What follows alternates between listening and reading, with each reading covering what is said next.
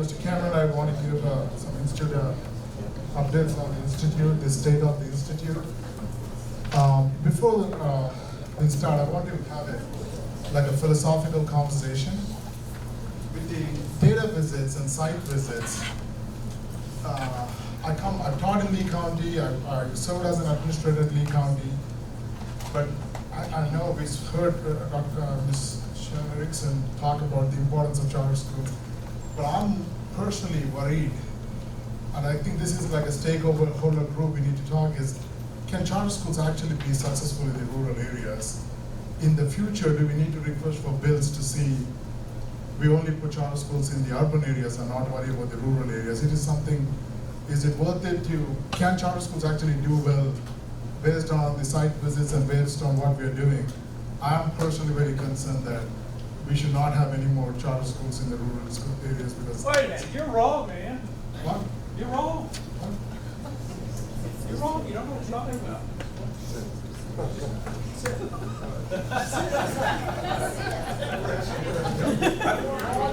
No, I'm sorry, I don't know what to do with them.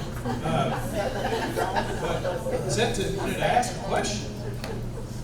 I mean, maybe you think a charter school doing well in a rural area is a unicorn, but what if there was a unicorn, a real unicorn? What if there was a charter school in rural South Carolina that was a Title I school? Almost 80% poverty, majority minority school.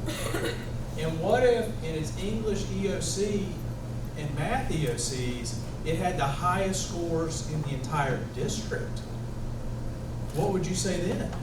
Would you say that charter schools can't be successful in rural areas then?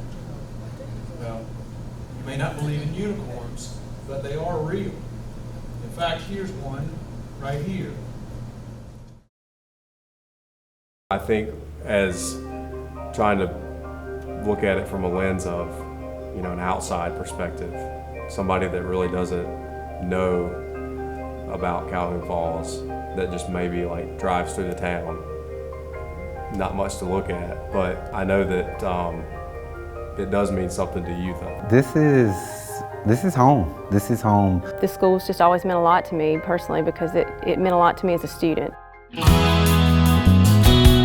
We are very community oriented and we're family. I really don't like to say, staff when I talk about, the teachers we have here. I say, welcome to the family, or I'm glad to have you at Calhoun Falls Charter School family, because that's one thing, here we're a family. I envision growth. I envision, growth in student achievement, growth in the enrollment, because what we're doing now, we're doing it right, and it's going to benefit a lot of students. It's going to benefit a lot of families, and what we have here, we have many opportunities for kids. Wow, so charter schools do work in rural communities.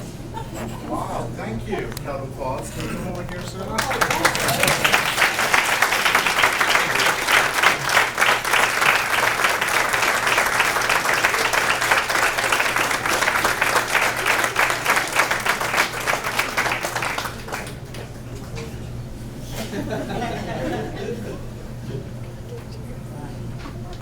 Congratulations, Kaylin. Kaylin Rogers, who's the principal of Calhoun Falls Charter School, youngest principal in the Charter Institute, and as you just saw from some of those statistics, Kaylin and his staff are doing amazing work in what are very challenging environment, very challenging circumstances, but they really are working, and I think they're succeeding in changing the face of the next generation coming up in Calhoun Falls. And we're just so proud of you, Kaylin, and the work that you've done. You came in, you were as green can be, and you didn't shirk from it, you weren't afraid of it. He even said, I don't know what I don't know, help me. And we have helped him. He's had a great team around him. We supported him, and now you're starting to see the proof is in the pudding, that they are producing results that everybody can be proud of in rural South Carolina. Yes, sir.